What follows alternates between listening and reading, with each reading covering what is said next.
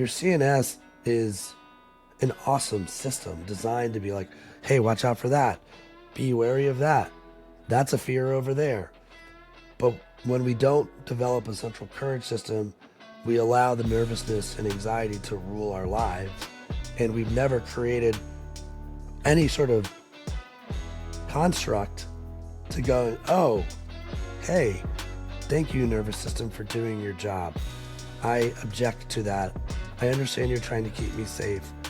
I'm still going to go ahead with this courageous risk. Hey, I'm Joe Fier, and welcome to the Hustle and Flow Chart podcast. This is where we talk all about building businesses so they give you the freedom and fuel for your life. I'm not here to help you build $1 billion business, but I am here to help you create a business with systems that work for you so you can make more money than you need just by working part-time. You know, I was a chronic hustle mode kind of guy, and I want to share my experiences and mentors I've met along the way to help you reframe things to be the most effective as an entrepreneur.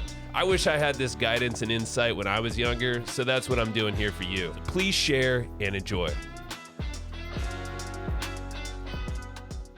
Your sales software shouldn't be a bummer, and when you step inside your CRM, you should actually feel equipped to do your best work. It's kind of like being in the pilot seat, but having all the easy-to-use controls. Well, that's what HubSpot's doing with the new Sales Hub. It's all designed to have you win quarter over quarter, year over year, all the way from the intuitive prospecting workspace using AI-powered tools. The point is to reduce your workflow, all the work on managing leads, the follow-ups, basically making closing deals a no big deal at all. So this is how you can wrangle your day-to-day tasks using a seamless platform that basically navigates all the contacts, calls, analytics, all in one spot. ChatSpot is also the AI-powered tool that helps you personalize a lot of things in your CRM. It's basically like little assistants working for you. You just got to prompt it, and basically it pulls up a contact, sums up different sales, or researches your competitors. It helps you automate a lot of things during the sales pipeline so your team or yourself can take your time back. And the whole point is to make this easier and more effective for you. So this is the time for you to close more deals and get you on track for your best Q1 yet. Learn more about HubSpot Sales Hub over at hubspot.com/sales. We're back. This is round 2, Mr. Ryan Berman. How you doing today? I mean, what a metaphor. You know, I mean, I do think, do you feel that for most people, I feel like when Friday rolls around at like 4 p.m., you're like, I went 15 rounds again this week. And like, you're just trying not to get knocked out. And is that just a me thing? Or do you think people feel like it's like, ding, round 3, here we go. Ding, round 4, here we go. Do you feel that? I do feel that, man. And I think of it's how can I stay in the game longer? How can I watch my energy, you know? Make sure I'm not putting it everywhere throughout that week, throughout life, you know? Got more than just business, the business week. Or that it's like, oh, this one's not 15 rounds. This is 27 rounds. Because that's what it feels like too. And oh, man. It is. It's like, hey, if you focus on the 15 or the 27 rounds, you're in trouble. But like, I just need to get through round 3. Or so if this is round 2, right? Let's get through. Ding. Let's get through round 2. Where am I jabbing? Where am I throwing punches? Where am I being proactive? Don't get knocked out. Be careful. Get to the next round. And this concludes the podcast, right? Are we done? Are we wrapped? That's a moral of the story. Yeah, let's get to round 3 right away. Let's hit stop and re-record. Ding. Dude, all right, I love your metaphors. I always have, man. And that's where it's always fun hanging out with you, bro. And thanks, Joe. Yeah, it's cool to be, share a mastermind, but outside of that, tons of friends. We just happen to run into each other. And I know you're a busy man. Yeah, that's probably why you brought this metaphor up. I mean, what is life feeling pretty full right now for you? I'm just kind of assuming. Yeah, but it's, there's no poor me. Poor Ryan, he's busy. I mean, I think, I think what it does is as you step back, you can recognize that a lot of companies are, feeling, this is a Bermanism, but like, are you stuck? Are you scared? Are you stale? Are you safe? And I think we're getting hired because there's a place where a company does feel stuck or stale, they're spinning, right? Or they're just not able to push for whatever reason, and they're talking a lot but not a lot of action. And yeah, so it's been a busy 6 months, but it's good. Like, I love that I get to do this, and both of us call San Diego home. I pretty much call it my storage unit at this point because I'm living on planes. But I've seen you, but man. You're I'm traveling. You're doing a lot. Yeah. but it's cool. I enjoy the work, and I enjoy having hard conversations with clients, and also helping them get clear. And it's been this month alone. I guess I have to be careful what I say and how I say it, but we were out in Chicago with Kraft Heinz with their global leaders, and then had a chance to jump into Michigan and work with a company called Spartan Nash and run there what we call a Courageous Summit, 3-day offsite, and just trying to help them get aligned and bring in inspiring speakers and help them get ready for 2024, right? I think that's, if you're not planning for 24 now, you're probably going to be responding and reacting a lot to what happens in 2024. You're probably behind already. Yeah. Correct. Yeah, exactly. Well, from your travels, and because you work with some incredible companies, and people can dive through. You've already named some, but just go check out Courageous. Your company, your agency, but also Courageous podcast. Just the type of people that are going, that you have as guests, top CEOs and leaders of massive brands, nonprofits, causes, athletes. You get a lot of input. I know you're tapped in with the right people. So I'm curious, like, speaking into this whole planning into 2024 and beyond, we know the world is very uncertain for a lot of people, but also companies. What are like the top 3 things you're seeing that are pretty common obstacles that people are starting to realize? I mean, number one, by far, it's the reality of fear, and the fear looks different depending on the business, right? For some companies, the fear might be hybrid work, like trying to figure out remote work, and like big companies that know that some of their employees only know 3 days a week in the office, and they're like that. They're like, nope, time to come back in, and they're afraid they're going to lose their people, and rightfully so, right? Because that's all they've ever known. 2, I would say many are focused, in my opinion, on the wrong inputs. A lot of performance marketing, short-sighted wins. You need short-sighted wins, but at what cost? And so, as a guy that values slow-cooked brand building, which I do, I think let's not forget that brand equals trust. And if you don't have a brand and you're just jamming sales down the throats of your customers, I believe that will run out. And so have the courage to find that right blend of when I need performance marketing, but I also need preference marketing. Brand matters. I think brand's going to continue to be something that's more important than people think. And then 3, I think making sure the right people understand that. So this isn't about just coming to the side of marketers and brand builders because I came from that world.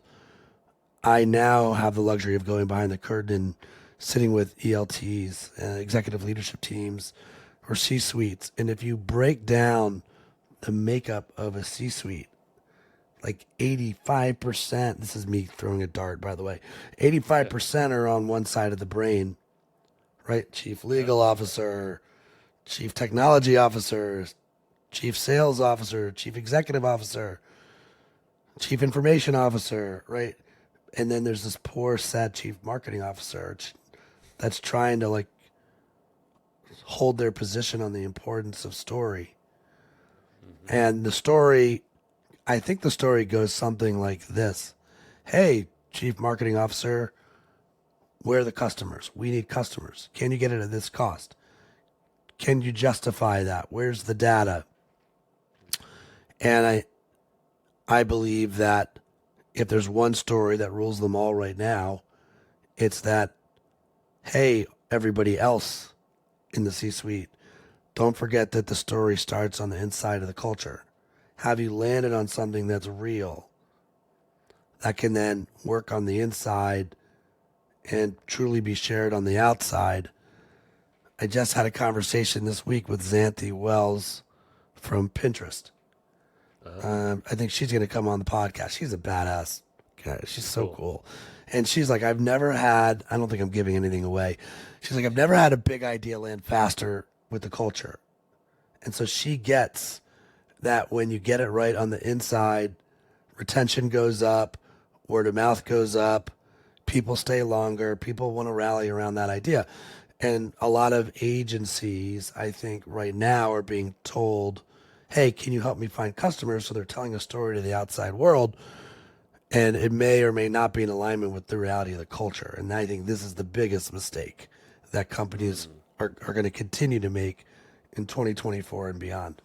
So I'm thinking of the hybrid work culture, like you said, and we're all, or just purely remote that some things have gone to, you know, and it's like the culture bit is, I would imagine, so different now to rally the troops from the inside and then have that permeate out. So, I mean, where would you suggest someone, like, let's just assume most people have at least a hybrid element in their business.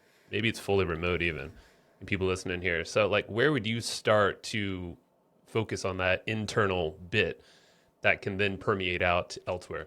Yeah, what a surprise. I've got a bit on this. And again, I think when you come from the lexicon land, you're thinking about this stuff all the time. And so I always say if you want to win remote work, it better be emote work. Right? It better be emotive. Like, you better be clear. If you're going to let people, and look, this is real. And the good news is what? The good news is if you now have a good product or a good brand and people want to work with you, they could be on the East Coast, West Coast, Austin, they could be anywhere. And that's also the bad news, because now my house is an office. I now have headquartered in 700 places because people are living everywhere, right? So you better find that rally cry, and it has to be clear that aligns everybody, right? And if you don't, they're going to do the guesswork for themselves, and there's probably going to be some ambiguity, which is why I still think getting clear and communicating that and doing so consistently, repeaters make believers. So you have to know what you're saying, and then you need to say it over and over and over again. Think Jim Collins in Good to Great said the signature of a pedestrian company was persistent inconsistencies. Yeah. Which means like, oh, new year, a new idea. Wait, we shifted already? It's a new year, new mantra. I've always told, even when I done keynotes, like, why are we changing the theme from last year? I didn't need to be at that theme, but be consistent with what you're asking. It's going to take 1,000 days for this stuff to land, and what you really want to do is show, like, yes, this is still important. Yes, this is still important. And so I think as you land on that emote idea that's emotional, that makes people want to stick around, that story, that narrative needs to happen from the inside out. So when you're not being watched because you live in 7 states away, you know how to operate and you know how to get aligned with what's important to the company.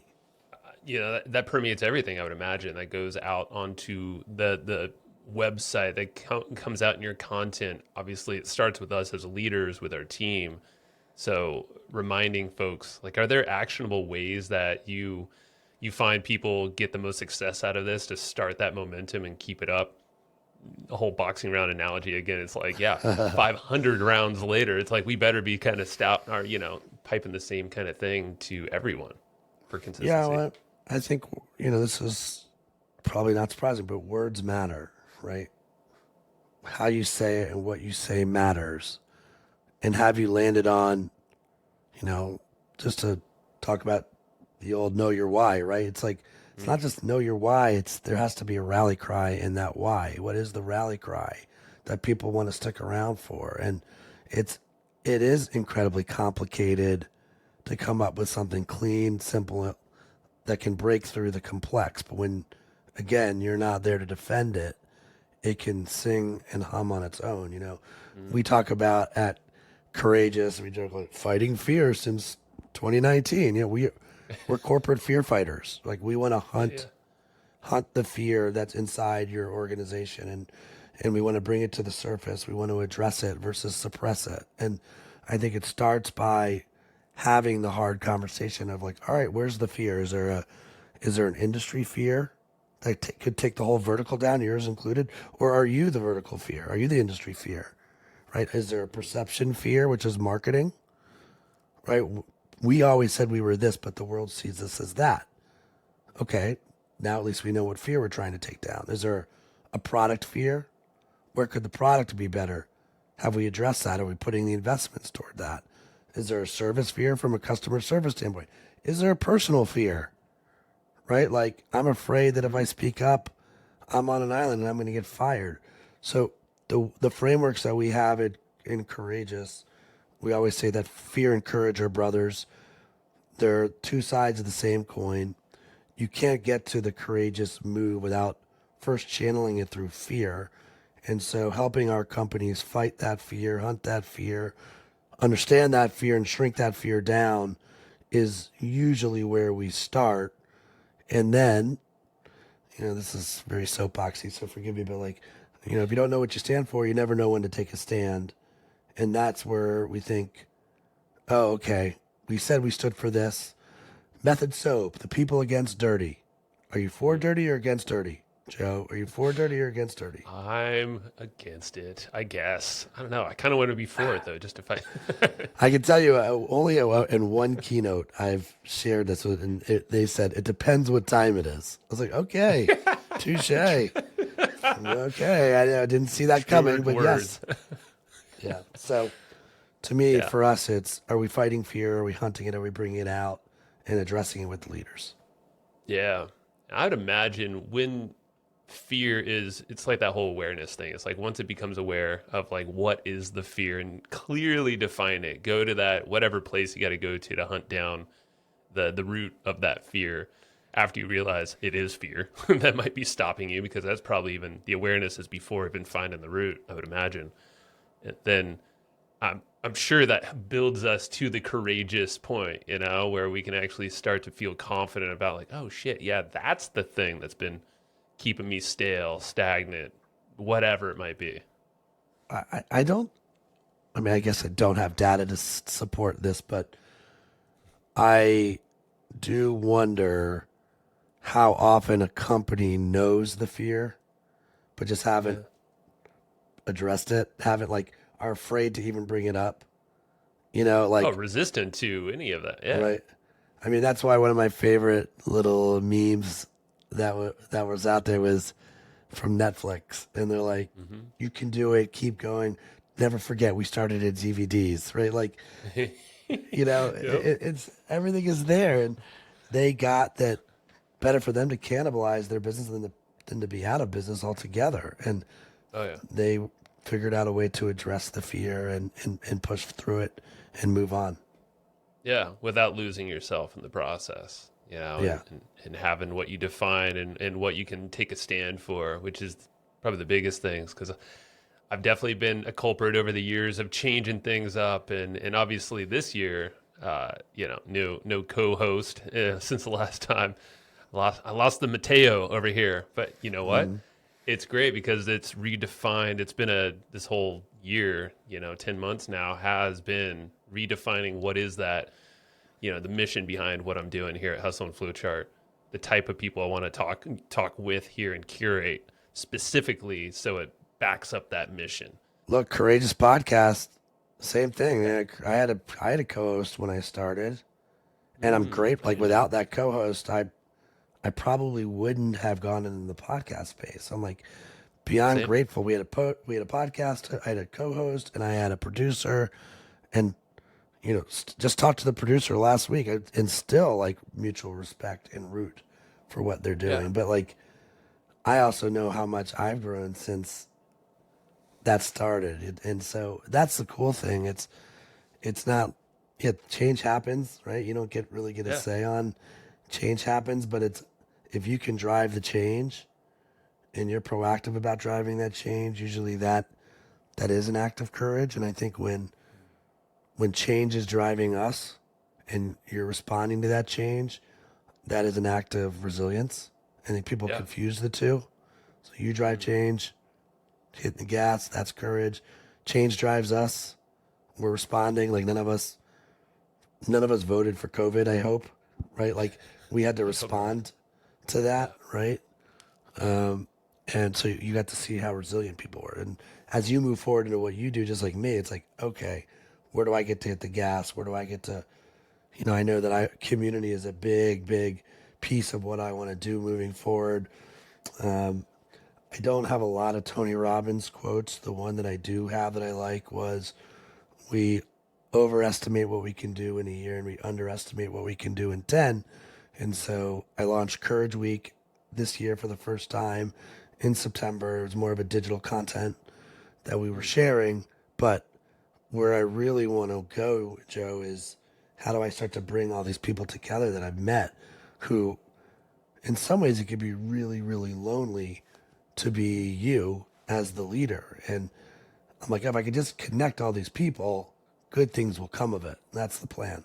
It's so similar to what I want to do too, and what I'm actively doing with people in podcast or brands more so that leverage podcasting, but bringing them together in a group. I've already started to do that with a small cohort, but starting beginning of next year will be in-person plus hybrid version of that. And to your point, yeah, I mean, I think it's a Dan Kennedy paraphrasing, but really, or maybe it's Bill Glazer's old partner. Either way, the loneliest, or the number one is the worst number in business. And a lot of us leaders find ourselves single, in terms of who we can talk to and the deep, dark thoughts that we have that we can share with and get feedback, because we need that feedback as humans. That's the sole goal. It's funny, I don't know when this is going to air, but We'll figure it out. yeah, we'll figure it out.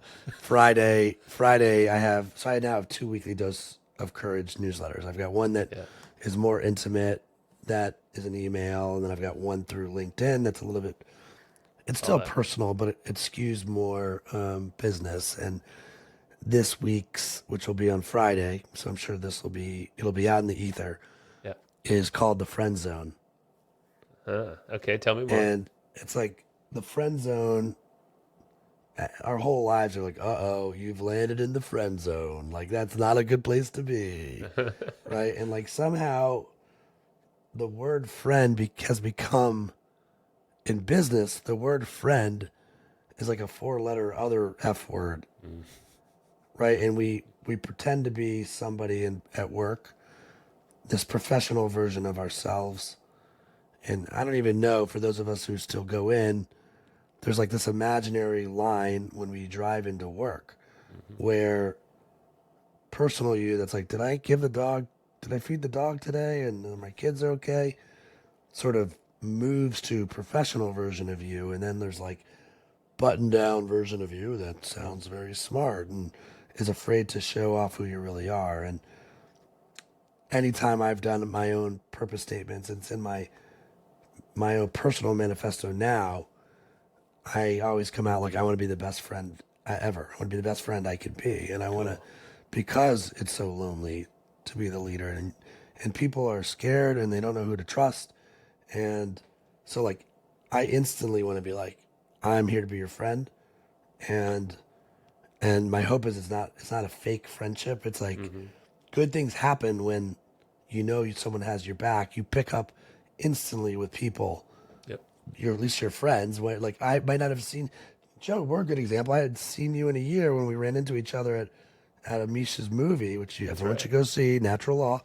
He'll be happy with that little nod.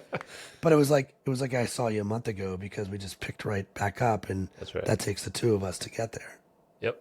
Yeah, it's this feeling of safety and trust. And when you have that, I mean, that's what all humans want at a core level anyways, to feel safe. That's what we want to do for our kids. So why not do that for ourselves when it's kind of up to us at this point? And then surround ourselves with more of those people. And shit, yeah, do it outside, do it on a personal level. I have like a group of men that are like this accountability buddies. We check in with each other. It's cool habit tracking. It's cool. It works out, but that I know is permeated, and that same thing can apply into business, however you want to arrange it. And it's so damn powerful. And all you can do is try to put yourself out there. And I do think that we're mirrors. Yeah, so for sure. I think if you're playing the victim card, even if you don't even realize it, right, you're going to attract that, right? If you're emoting kindness, usually you're going to get kindness back. If you're a leader that is kind of a jerk, guess what you're going to get back? And so in the spirit of mirrors, I'd rather emote friend. And I know I'm not going to get that back every time, but the people that it lands with, it's so funny. This past weekend, I shockingly was on the road and was with a client who gave a toast at a dinner and said, and he didn't need to include me in the toast, but he basically said, as much as I appreciate the work we've done to get to this point, and it's made him a better leader, he's like, what I appreciate the most is our friendship and how far that's come. Yeah, man. It's like, what else could you ask for? What else could you ask for? It's like the perfect testimonial or public statement right there. And that's great, man. And because that gets out of being the fearful state. Like we kind of started off talking about that. And it's like when you're like that, you feel tight, you feel closed down, shit can get wonky in your head. So then that can permeate into your family life, which, that I know for both of us, that's a huge thing. So, keeping your head on straight there all the way throughout. Hey, I'm going to pause this really fast and shout out another podcast that's on the HubSpot Podcast Network, the audio destination for business professionals. This one's a podcast hosted by someone I've followed for years. I've read his books. His name is Donald Miller, and he hosts the podcast called Business Made Simple. The whole premise there with that show is that it helps take the mystery out of growing your business. And one of the recent episodes is one with Alex Hermosi, someone else I've followed for years now. And it's all about talking about the uncertainties that we're living in right now in 2024 and beyond, but how we can take our business and shore it up. There's actually 4 principles Alex shares, and Don gets into it as well. So definitely recommend checking that out. So go listen to Business Made Simple, hosted by Donald Miller, wherever you get your podcasts. Hey, I want to tell you about an all-in-one marketing platform that's been a game changer for a bunch of businesses. It's called Kartra, and it's the all-in-one tool that you need to grow.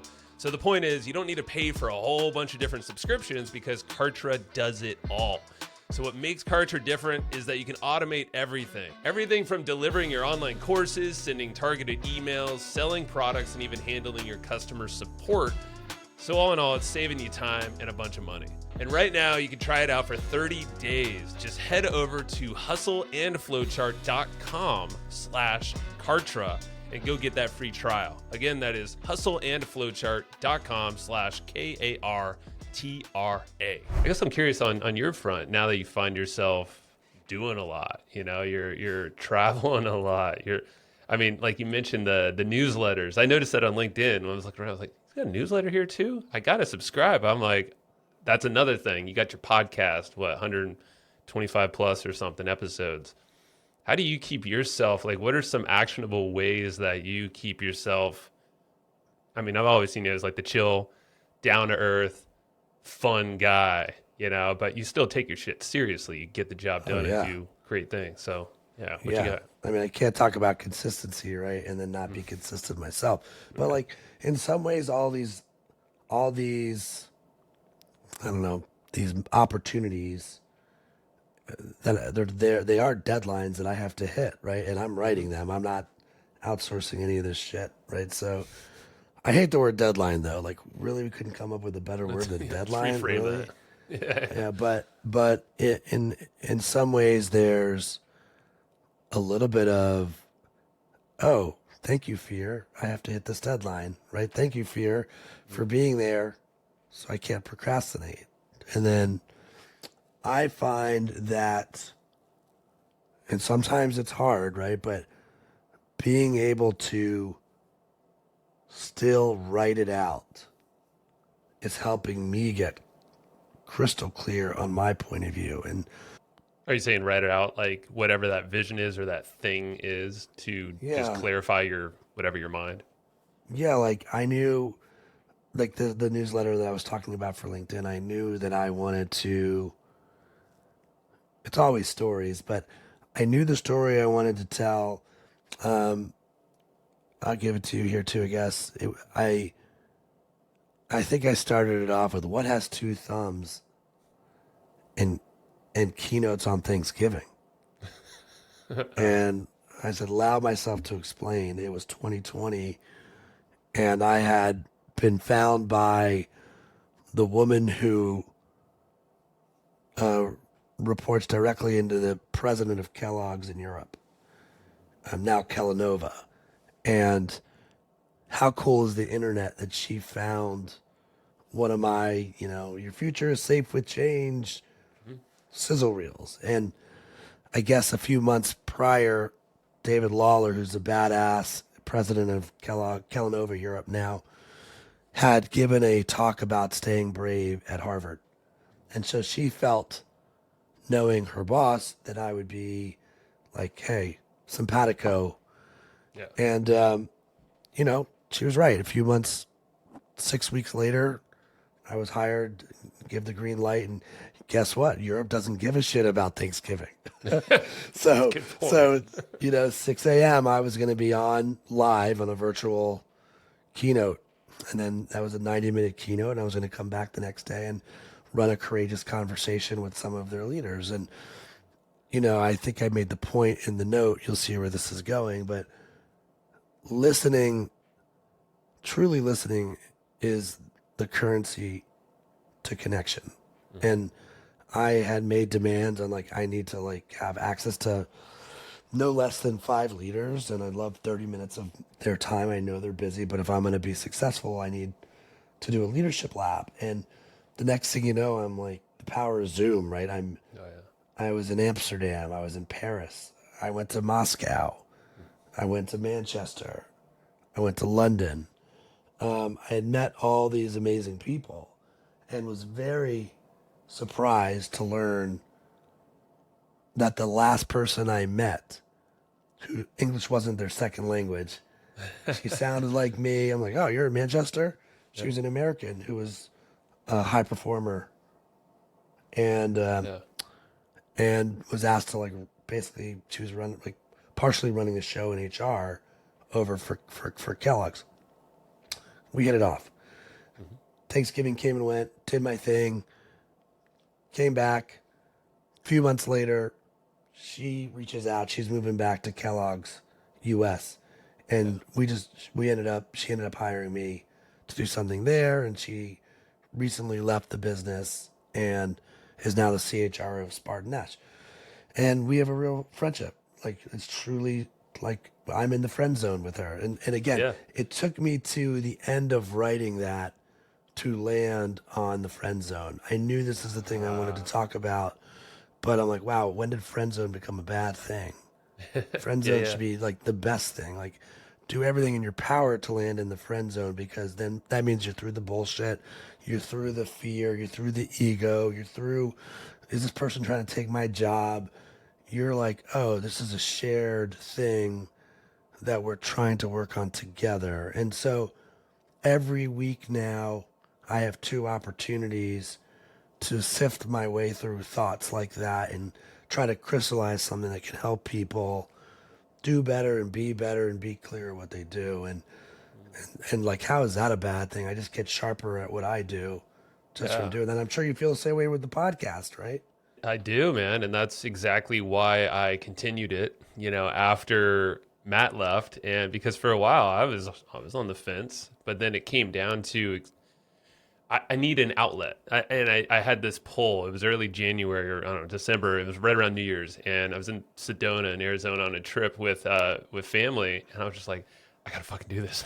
Like I have no question, but like I need to put it out there. And yeah, a mix of like having great conversations like this where there's that connection piece is key for me. Like just have me feel good, but I know it creates Yeah. more friend zones. It's like the best friend zone creator that I know of is podcasting like this. And obviously in person's great, but shit, Power Zoom, Riverside, whatever you're using, Squadcast, you Yeah. could do this multiple times a day. But then after that, the writing part, that's the element that I'm starting to do that more so. And it's a whole different way to work in your brain, of course. I think once you start it, this is easier for you to to get with the pod. I think once you're in it and you're like, oh wow, like I feel good, I'm learning, I'm connecting, I get to amplify someone else. Yep. And then it's like you've built this muscle up. Like you've gone to the mental gym. Mm-hmm. And then like what happens when you stop going to the gym? And you're like, something's off. Something's I feel off. sluggish. Yep. I'm tired. I don't want to do that. Like, you're like, oh shit, I kind of have to do that. Like, I need to get back to doing that. And I think the less I write, the more I feel that sluggishness and I feel less sharp. And, it is a reflective opportunity. How cool is it that basically 104 times a year now, I'm not taking weeks off, right? 104 times a year now, I get to put insight or a thought or a story out in the ether, and you don't know what's going to land or where it's going to land. You just know that hopefully with somebody they take something away, think just Yeah. a little bit differently, or reinforces what they're already thinking. I'm in for that. And that's the thing of expression. And that's really my big thing and why I love to work with people. I just happen to say through the podcasting side, but really it comes down to expressing. And because I knew that was my outlet with that expression attracts the right community. Like, and I want to get your thoughts on that piece, because the way I see it, when you're expressing whatever's true to you and you have your own whatever frameworks or something you can reference. I mean, they could all get built through just you kind of brain dumping on the mic or on the paper. And then it's like the 1,000 true fans concept, Kevin Kelly. The Yeah. right people show up and they stay, and then they refer more of the right people, and flywheel effect starts to happen. When you think of your quest to 1,000 fans, or like who you think will listen to our show, give me like, before I answer, give me like Yeah. your 2 to 3 quips on who you think the audience is. Are they entrepreneurs? Are they trying to be better? They could be all the above, but I'd love to hear it from you. Yeah, I mean the common umbrella I would say are coaches, experts, thought leaders, people who want to package up their knowledge, their IP in a way, and that could be in the form of a larger brand. Of course, it doesn't have to be a single person, but Yeah, someone okay. who has a brand to build, and they want to leverage some way to get it out there at scale and attract the right So people. That's a key thing. So I think it's important to acknowledge where I over-index, right? So I started in New York City. All the crazy Mad Men's were my mentors. I caught the tail end of that. I was at a 700 person ad network, and I did not get my first choice when I got there. And so I got it. It's like getting into the school you want, but not getting your major, Yep. right? And I had to work 4 years before I got into my major. Code for, I was a writer who was a television radio major. And when the founder of this network looked at my portfolio, was like, we need a writer on our business development team. And I was like, so I got the job? Cool, I'm in. And we ended up winning, I'd say 2 years in, we won a piece of business for Universal Studios. We launched Islands of Adventure. And without anybody asking me, even with me in night school, I was told to go run the business. Like I was going to be an account executive on this business. I wasn't running it by myself. There was other people, and I'm like, I don't want to be an account executive. I don't want to be an account supervisor. I want to be a creative. And they were like, no, you're going to be on the client likes you. You're going to go be on the account side. So it took me 4 years before I ever got into the creative department. Finally got in. Cool shit. Got to run around the country in North America writing concepts, shooting commercials when it really, really mattered. moved to California in '04, stumbled into my first creative agency. So the point of all this is for the last 20 years, I'm going to always look at it through the filter of how do you break out in this media obese world we live in when we're not there to defend an idea, because you're not pointing next to the idea like, look at this one, it just kind of goes over across your feed, and you hope Yeah. it, what you hope it sticks. You got to keep your fingers crossed. So even now, I'd say if I was a cocktail, there's like 50% clarity expert and 50% business mechanic. And the business mechanic is attractive to the leader, like the actual leaders of the business. The Right. 50% clarity expert is still attracted to chief marketing officer, chief brand officer, creative department. And I'm now living in this brand space, but in this leadership space as well. And this is a long-winded way to get to this answer, but This is I great. think I love it.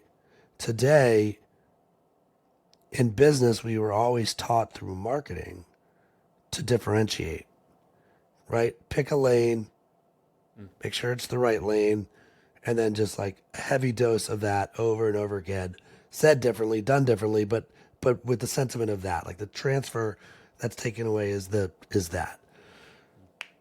And then we go back to our everyday lives and we go really, really wide.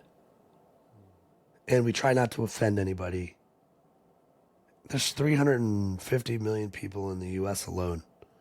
And we're trying to be cordial and friendly with everybody. And when realistically, we should do what we learned in marketing, which is pick a lane, hammer that lane over and over again. Don't be afraid to be that person. Don't be a jerk. You don't have to alienate others. Yeah. This is my third creative business that I'm on, and I finally think I got the name right. Fish Tank was my first business. The idea behind it was everywhere you go, there are fish tanks, hotel lobbies, Chinese restaurant, fraternity party. You think you're like, oh, cool, look at that fish tank. Oh, no, the fish tank is observing you as you are, because you would never think, ooh, the fish tank is watching. And we were going to get to real truths that were going to land with you. Fun name, cool name, Yeah. but Yeah, not it a is. name that it needed explaining. Second name was IDEA, idea, powerful ideas, empowering ideas. Yeah, but still we would sometimes qualify in the wrong lead. And someone's like, oh, we actually need SEO, and we took that work. Well, that's not what we're experts at. We shouldn't have taken that work. Did we take it because of money? Okay, so now finally, courageous, right? What I love most about our name is it tells the world who we're not for as much as who we are for. So the speed to the right person picking up the phone, we're fine. Like they know they need to be a little braver or a little Yeah. bolder. They have to shift. And that's the type of phone call that we're getting, whether it's a leader or an idea business or idea assignment, mission, as we like to call them. And so I think that's the goal, is to get really, it's like what I call narrowcasting. Narrowcasting. Okay. Don't broadcast, narrowcast, and get really narrow and find your 1,000 fans that way. Yeah, narrowcasting. I'm gonna start using that, man. That's great. Have Hey, at it, see, man. everything is. Yeah, I love it. I'll note you to it. But yeah, it's interesting because courageous. It's exactly. I'm looking at it behind you. There's a lion, in a wire frame, and honestly, it took me that long and I've seen it before, but I'm like, oh, that's a lion. I'm like, I freaking love lions because yeah, they're proud, they're strong, they're the leaders, they're overseeing. There's a lot of meanings. That's actually probably my favorite, like spirit animal type of thing. It's come up in some visions along the way of some fun adventures. But the fact is, you're like pre-qualifying people in this picture, for one, with every name you put on things. You have the Courageous Boot Camp right there, the Courageous Podcast, Return on Courage, your book. It's There's a like you line. blanketed it everywhere, man. Smart. Yeah, in the book, the big aha that I had, and Return on Courage, it's not a soapbox book. So even if I sound really confident now, it's like it was just a fact-finding mission, and it's more like a documentary. And the aha moment that I had was when I spoke to a guy named Nicholas Alp, who's a Cambridge PhD, immunologist, and he's explaining like what the heck is actually happening in our bodies. And it's like, look, we are still cavemen and cavewomen. We have not evolved that much, right? Like, and by the way, back when we were cavemen and cavewomen, when we were eating berries and a bear showed up, Yeah. and dopamine and cortisol hit the right parts of your muscles so you would survive, and so you can run faster and run away from the bear. Now that exact same trigger is happening when you're stuck in traffic or you have a boss who bites your head off, and your central nervous system is like an onion in reverse.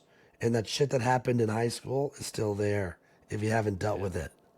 Or that first boss who was a jerk. And you wonder why you won't touch the hot stove again. And so the aha moment I had was like, wow, we all have this thing called our central nervous systems, right? And it's kind of right there. It's like right at the center, nervous system. Core to you, nervous system.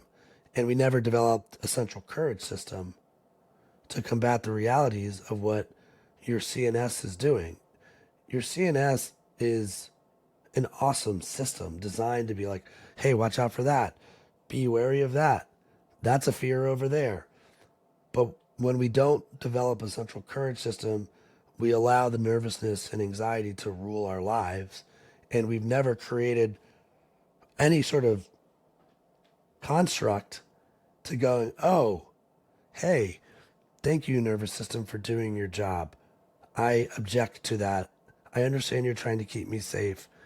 I'm still going to go ahead with this courageous risk. And I'll never forget sitting with Loretta Hidalgo, who's a founding astronaut at Virgin Galactic.